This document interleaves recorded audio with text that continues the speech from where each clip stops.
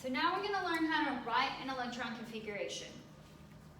So electron configuration is a shorthand method for keeping track of my electrons. So depending on the element, I could have several, up to even 20, 30, 60 electrons. And so if I have a lot of electrons, I want to be able to say, well, where are they? What orbital are they in? What energy level are they in? Where are these electrons located? And so the only way that I can be able to do that is I want to be able to write an electron configuration. So the electron configuration is my shorthand way of writing where these are located. And so the way that I write this is the first is going to be my N. So I write the N value. Then I write the L, but it's not the number, it's the letter. So this would be a number like 1, 2, or 3. Then this would be S, P, D, or F. And then the number of electrons that are there. Now remember, we can get these values from the periodic table. So the N would be my row, the L would be the block that I'm in, and then the number would be the column that I'm located in. This also tells me my energy level, my sublevel, and the number of electrons that are in that sublevel. So the best way to kind of really be able to do these is to practice them just looking at the periodic table. So we're just going to look at the periodic table, pick a element, and work through it. Now these are going to be the full electron configurations. We're going to talk about how to write the long ones and then a shorthand notation. So these are the longhand notation ones. Alright, so I'm just going to pull up a periodic table and we're just going to slowly go through a few of them as examples. So let's start with our simplest. Our simplest element is right here is hydrogen. So we write the element that we're trying to do. So up here, we write the element for whichever one we're trying to write its electron configuration for. Alright, so then the first thing is we have to figure out, well, what is the N value? So if I'm trying to do hydrogen, I look and I see he only has one electron. If he's neutral, he only has one. And so since I'm hydrogen, he's the neutral.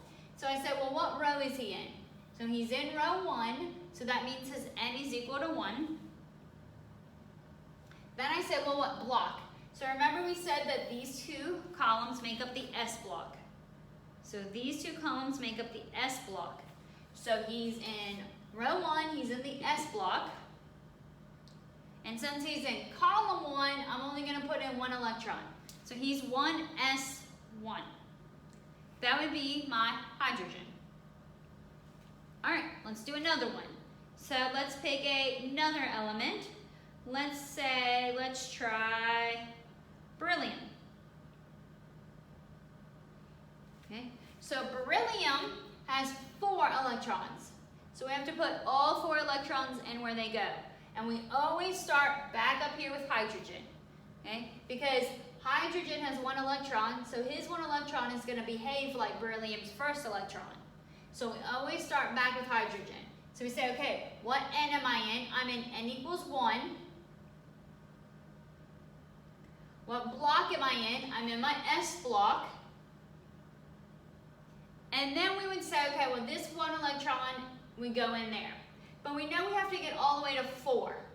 So I could put a 1 here, but I have to get all the way to 4. So then I have to go to the next one. So the next one is helium. So what row is helium in? Helium is in my row where N equals 1. And then remember that for helium, when we're doing these problems, you imagine helium sitting right here. So for these, he sneaks over there. So he's also in the S block.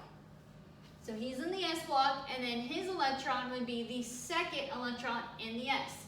So instead of writing 1s1, 1s1 for each of those electrons, because we remember how many electrons could be in an orbital? 2. So we would put both electrons in that S orbital, because one's going to be spin up, one's going to be spin down. So now we've got the first 2 electrons. They're both in the N equals 1, they're both in the S block. So now we're on the third electron, so we go to number 3. Once it's N, the N is 2. So we put a 2. Then we say, okay, what block is he in? He's in the S block. And then we would say, okay, well then there's 1. So he's in column 1, there's only 1 of them, so we would say 2s1. But we know we have to get all the way here to beryllium. So we would just kind of wait with our exponent and we look. Beryllium's also in the 2s. So instead of just writing 2s1, 2s1, we would write 2s2 because this guy and this guy are both in the s orbital. So we write that. So 1s2, 2s2. And the way we can check it is we know beryllium has 4 electrons. So we add up my exponents. 1, 2, 3, 4. 4 electrons. I've notated where they all should go. All right, let's up it a little bit. Let's do nitrogen next. So nitrogen here has 7 electrons. So if he has 7 electrons, we want to start over here. Same thing. So what's its N? His N is 1, and he's in what block? S. I know I have to get all the way to nitrogen, so I'm going to go ahead and do my first electron and my second electron because they're both in the 1s. So I say 1s2. Now I'm on my third electron. Here's my third electron. He's in the 2. Okay, so he's in the 2. He's in the s. So I know it's going to be a 2s. But I know I have to get all the way to 7. So I know I'm going to add him and I'm going to add my next guy. So 2s2. Okay, now I come over here to my 5th electron. So now that I'm on my 5th electron, I look and say, well, what row am I in? So I'm still in row 2. And then what block am I in?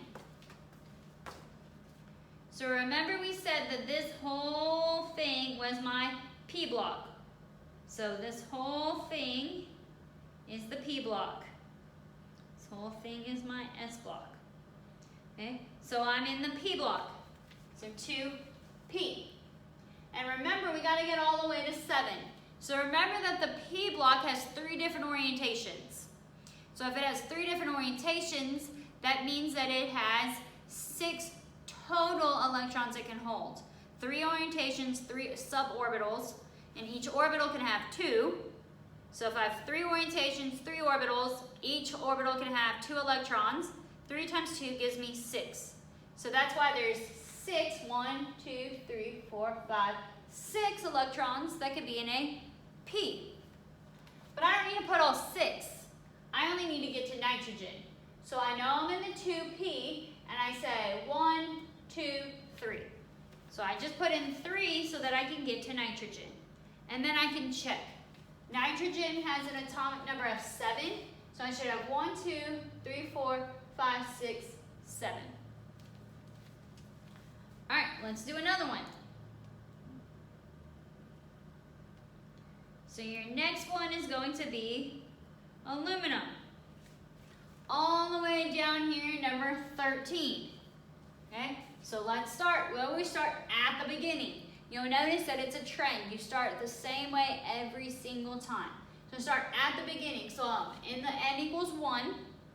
I'm in the S block. I know I have to get to 13, so I do this guy and the next guy, because the S has one orientation, so he can only have 1 orbital, so he can only have 2. So it's 1s, 2. So 1s, and then my other 1s. Now I'm in number 3. He's in the 2, and he's in the S. So he's a 2s, and I know I have to get all the way over there, so I do 2s here, 2s here, so that's 2 of them that I can put in there. Now I'm over here to boron. Boron is in row 2, and he's in the P. So now I know I'm in the 2P. I know I have to get all the way down here, so I keep going. Here's a 2P, here's a 2P, here's a 2P, there's a 2P, there's a 2P, there's a 2P. That's 1, 2, 3, 4, 5, 6. There's 6 electrons that are in the 2P. I go ahead and I just do all 6 of them at one time because I know I have to get all the way down to aluminum. So I could go 5, 6, 7, 8, 9, and 10. So now I'm back over here to number 11. What's his N? His N is 3, and he's in the S. So he's a 3s. But I know I need to keep going, so he's a 3s and he's a 3s. So I go ahead and do both of those. So 3s, 2. Now I come over here, finally get to my aluminum. He's in in row 3, and he's a P, and I only need him. I don't need to keep going because I'm only trying to write the electron configuration for aluminum. So I stop here. So it's 3P1.